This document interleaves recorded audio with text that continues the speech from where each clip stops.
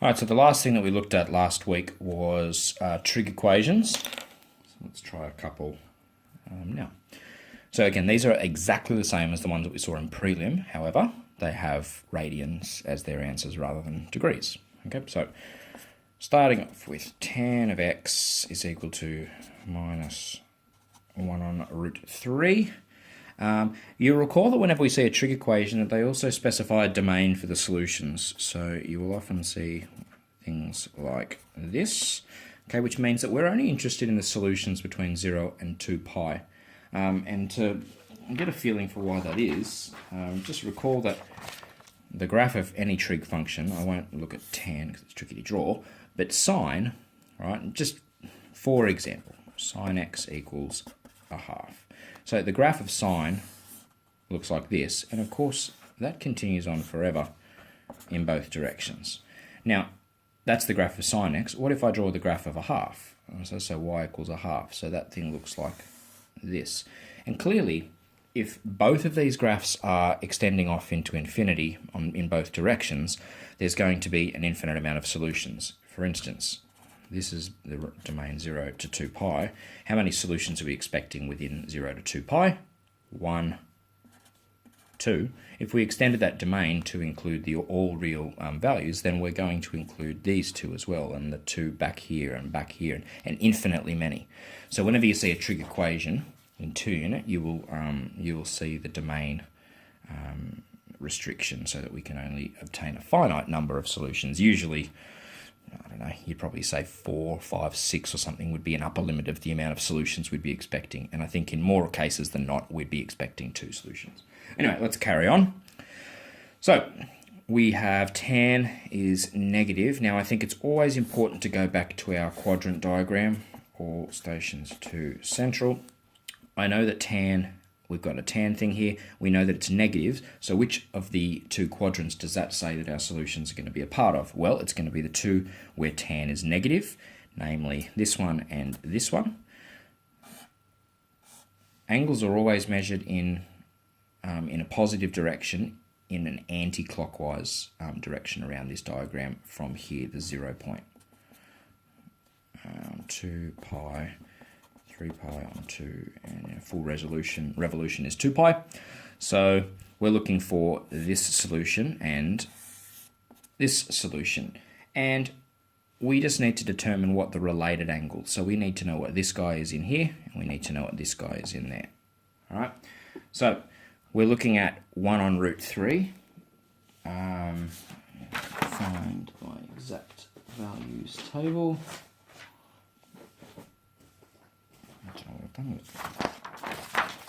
Anyway, 1 on root 3, that's related to the angle pi on 6 for tan.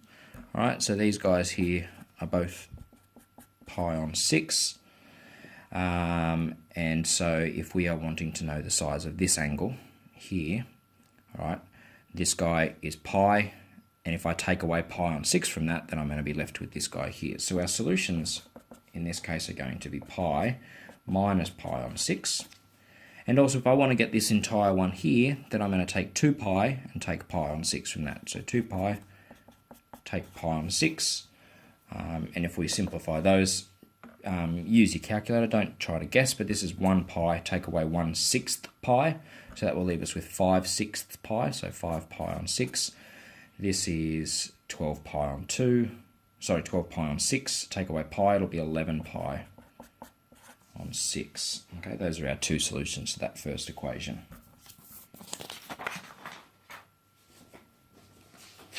The next one that we'll look at, we've got 2. We'll have sine of x is equal to root 3 on 2, positive, and we'll restrict our domain to solutions within negative pi and pi. So let's go to our quadrant diagram. So we want solutions in the domain negative pi to pi. So if that's 0 and that's pi, then I want solutions in the anti-clockwise direction from 0 to pi, but in the clockwise direction, which takes us down to negative pi, right? So in the clockwise direction, we go 0, negative pi on 2, negative pi, in that direction. So I want solutions in this form here. Again, I have sine, and we've got root 3 on 2. Okay, so we're looking at the related angle of pi on 3 radians, and we're positive, so we're in the first two quadrants. So we're in these two quadrants here. So we're on pi on 3, and we're looking at this angle here and this angle here. So in fact, we don't actually need to worry about this negative region anyway. It's not a great question to do this domain with. So our solutions in this case are quite simple. The first one, we don't have to do anything to it. It's just pi on 3. And this one, we need to do pi, take away pi on 3. So our two solutions will be pi on 3 and 2 pi on 3.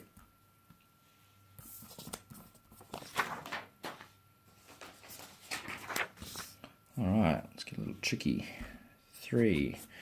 We've got 4 cos squared x is equal to 3 on the domain 0 less than x less than 2 pi. So the first thing we need to do is we need to get this, we need to whittle it down so it just looks like either sine, cos, or tan, you know, without squareds, without the 4, all that sort of stuff. We just need it to look like a really basic piece of trigonometry is equal to some number. So the first thing we're going to need to do is divide both sides by 4. Which leaves us with cos squared x is equal to 3 on 4.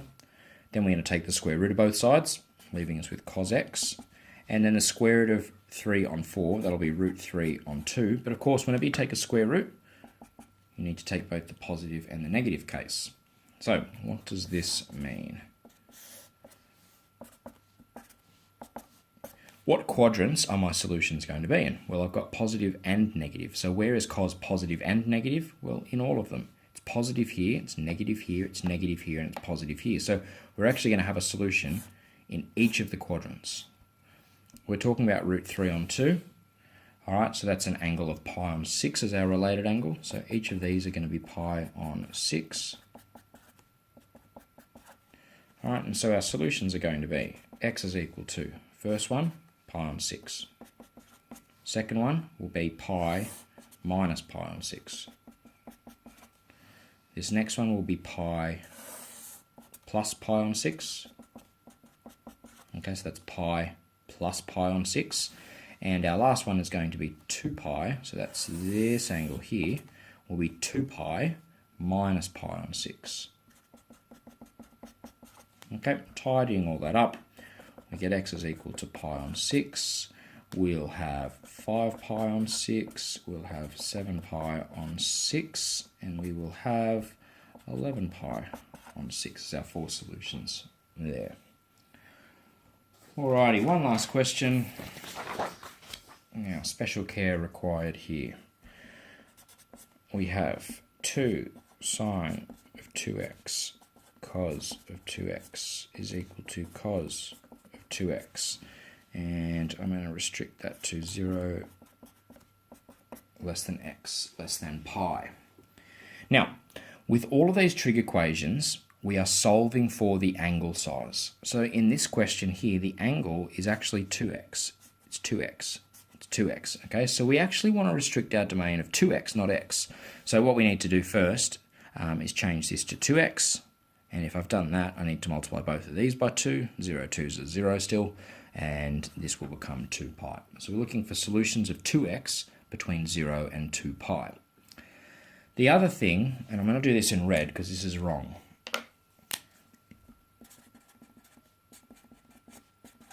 The other thing to take care of in questions like this is to not take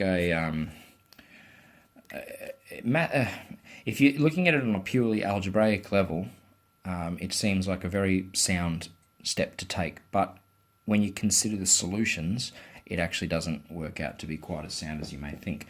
And a common first step in this equation would be to divide both sides by cos of 2x, right? Cancelling, leaving us with 2 sine 2x is equal to 1, or sine 2x is equal to a half. And this is a fairly simple equation to solve. But if we do that, we're missing out on some solutions. So we'll leave that there, and we'll compare it to the correct version in just a moment. So let's start. We've got 2 sine of 2x cos of 2x is equal to cos of 2x. I'm going to start my step, rather than dividing by cos 2x, I'm going to bring this all over to this side. So we end up with 2 sine 2x cos 2x minus cos 2x is equal to 0. And I'm going to factor out the cos 2x. All right, what goes back in? A 2 sine 2x and minus 1.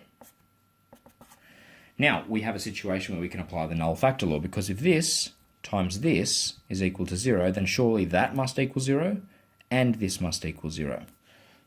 Continue this on a new page. So, we form 2 equations. Cos of 2x is equal to 0, and also 2 sine of 2x minus 1 is equal to 0. Do you see how what we've done in the red and what we've done in the black are different? In dividing both sides by cos 2x at the start, I'm actually losing information on solutions. I'm losing this entire equation. I mean, this guy is going to turn into 2 sine 2x is equal to 1.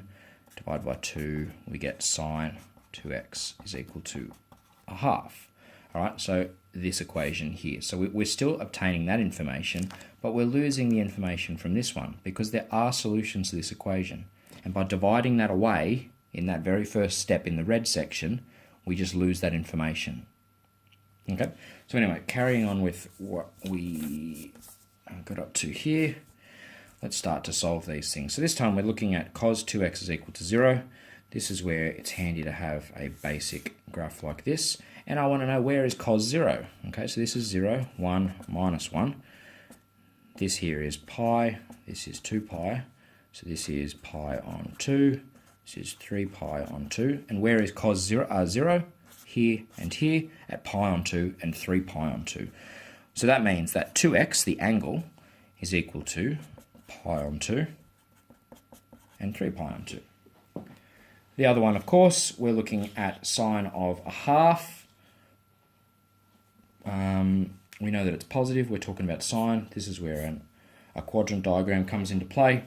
We're talking about a half and a sine. The related angle is going to be pi on 6. All right, whereas sine positive, it's in the A and the S quadrant. Okay, so pi on 6 here and pi on 6 here. So in terms of our angle sizes, we get 2x is equal to this guy, straightforward. And this guy, which is going to be pi, take away pi on 6, which will be 5 pi on 6. And so we have these 3 solutions here. Now, of course, we don't want solutions for 2x, we want solutions for x. So we now need to divide